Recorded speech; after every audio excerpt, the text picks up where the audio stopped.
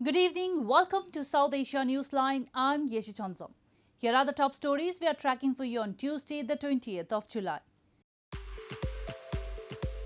Indian government survey shows two-thirds have coronavirus antibodies. Rockets fired near Afghan presidential palace during Eid prayers. President Ghani slams Taliban. And Nepal starts immunizing its citizens with Johnson & Johnson single-dose vaccines. And now for all the details. Two-thirds of India's population have antibodies against the coronavirus, Chief of the Indian Council of Medical Research said on Tuesday, citing the fourth national sero survey conducted during June and July. He, however, warned that 1 out of 3 people are still vulnerable to the infection and there was a need to maintain COVID-appropriate behavior. Two-thirds of India's population have antibodies against the coronavirus, Dr. Balram Bhargav, the chief of Indian Council of Medical Research, said on Tuesday, citing the fourth national sero survey of nearly 29,000 people conducted during June and July. The sero survey was conducted in 70 districts and also included children of 6 to 17 years of age. The health agency chief said, however, a third of the population did not have antibodies. That is, 400 million of the population of the country is still vulnerable to the virus, and there was a need to follow COVID-appropriate behavior. This comes as India on Tuesday logged 30,093 new COVID-19 cases, the lowest daily infections in 111 days, taking the cases tally to 31.17 million, with 414,482 deaths so far.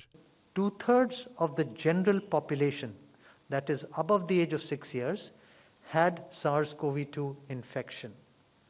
More importantly, a third of the population did not have any antibodies. That is still approximately 40 crore population of this country is still vulnerable. Meanwhile, on the second day of the monsoon session of the parliament, opposition parties slammed the centre government for its handling of the second wave of the pandemic.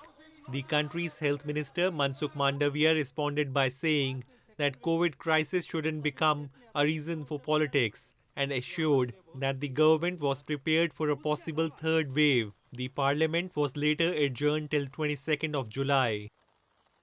Heavy rains over the past few days triggered waterlogging have disrupted normal life across several Indian states. Though the incessant rainfall brought respite from prevailing heat wave in northern India, but led to serious waterlogging concerns in some cities on Tuesday.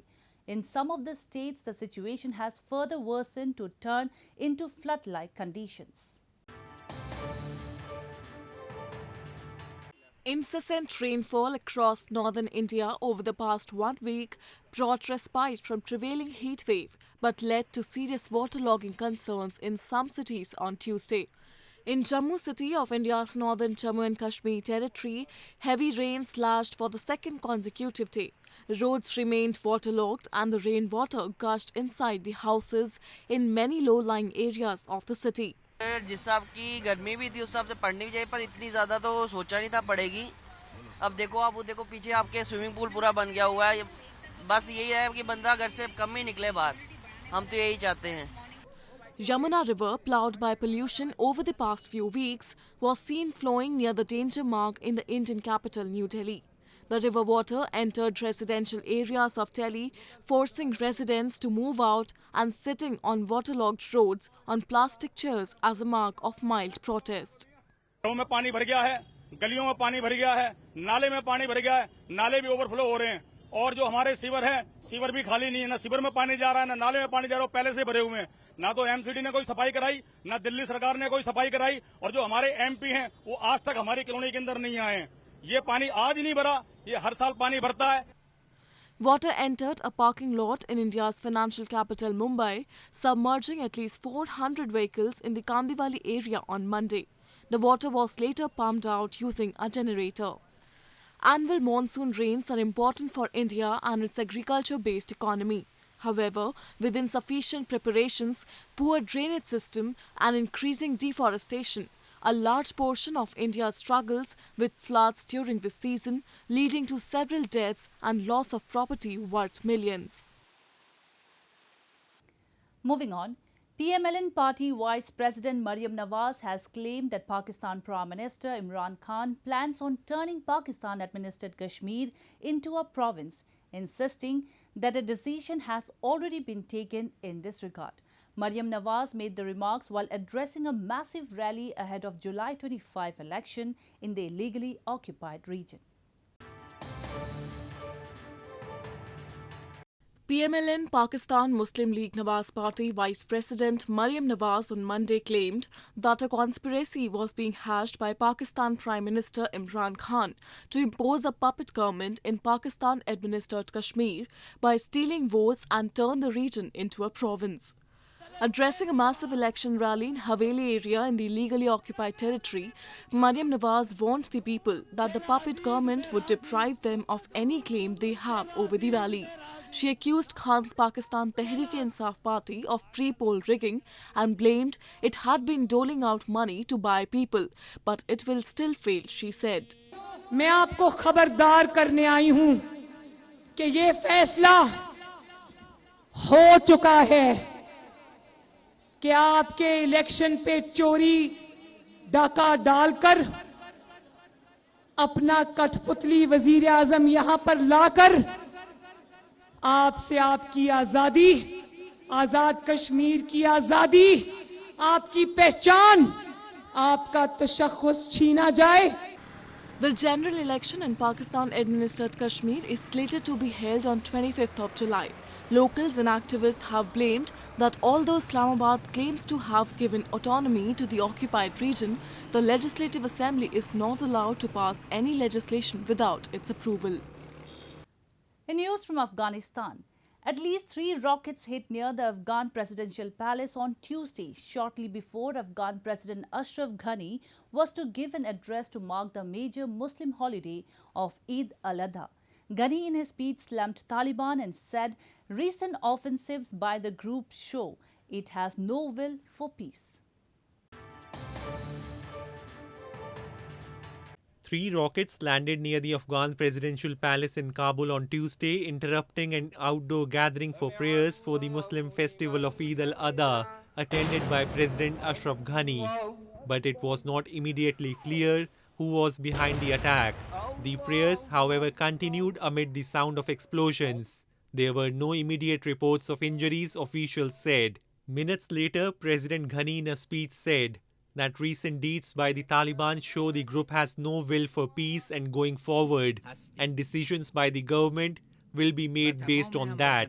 Ghani said the Afghan government's decision to send a high-ranking delegation to Doha for negotiations this past weekend was an ultimatum, but the insurgent group showed no intention for peace. Insecurity has been growing in Afghanistan, largely spurred by fighting in its provinces as foreign troops withdraw and Taliban insurgents launch major offensives, taking districts and border crossings. Unlike some previous years, the Taliban did not declare a ceasefire during the Eid holiday this year.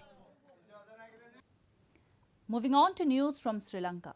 Sri Lanka's President Gotabaya Rajapaksa has hinted at a possible second term, reversing a promise to stay only for 5 years, media reports suggest.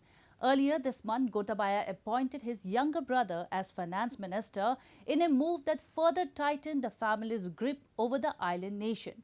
The cabinet now has 5 members of the ruling family, including Prime Minister Mahinda Rajapaksa.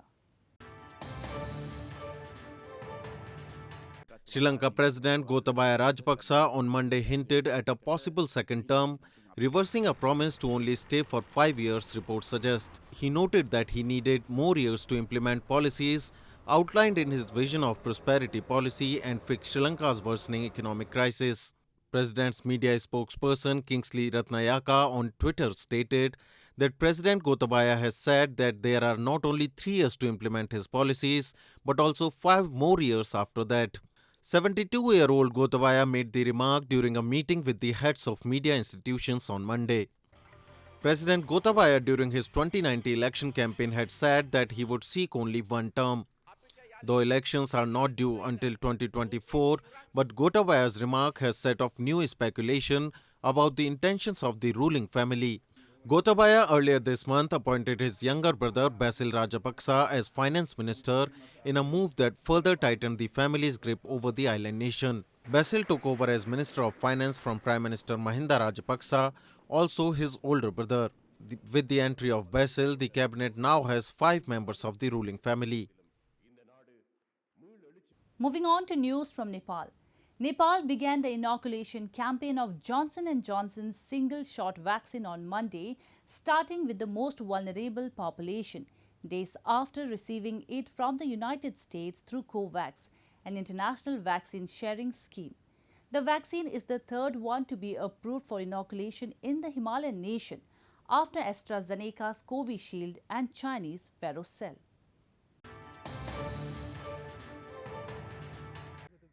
Nepal began the inoculation campaign of Johnson & Johnson's single-shot vaccine on Monday, starting with the more vulnerable population. Vulnerable population between the age of 50 and 54 years that includes differently abled people, refugees and sanitation workers are being inoculated in Nepal with the single-shot vaccine from 19 to 21st July.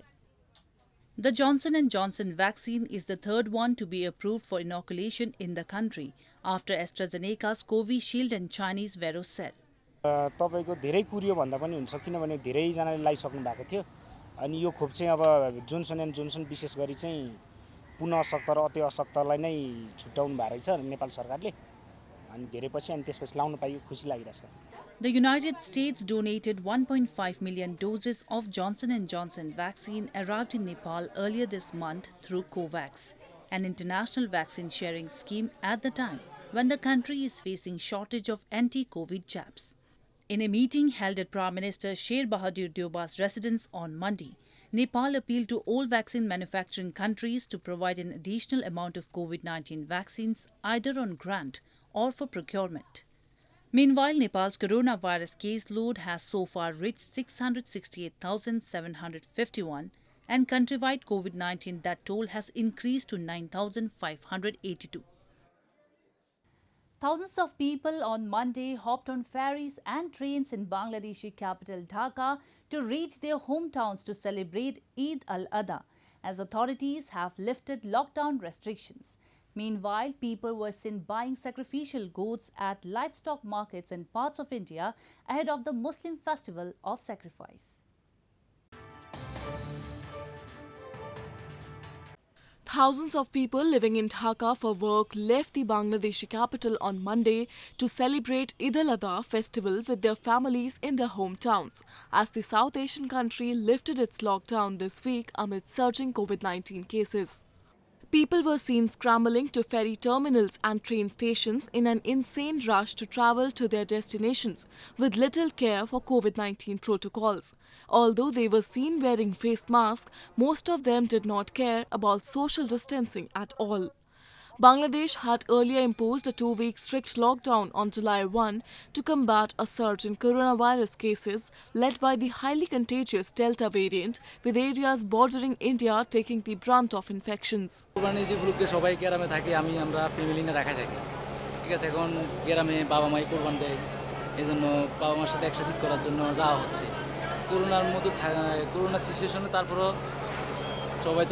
Meanwhile, in Indian capital New Delhi, goats were seen grazing at a livestock market on Tuesday as vendors waited for potential customers a day ahead of the festival. Eid al-Adha is also called Bakar-Eid in the Indian subcontinent because of the tradition of sacrificing a goat or bakri. India's northern state of Uttar Pradesh, along with other states, has issued directions that say no gathering more than 50 people will be allowed to celebrate the festival, and animal sacrifice at public places will not be allowed due to the pandemic. Well, that's all we have for you from South Asia this evening. Now our viewers can watch the show on SouthAsiaNewsline.com. You can also visit us on Facebook.com/AsAsiaNewsline and follow us on Twitter @AsAsiaNewsline. That's all in tonight's edition. We will see you same time tomorrow. Good night.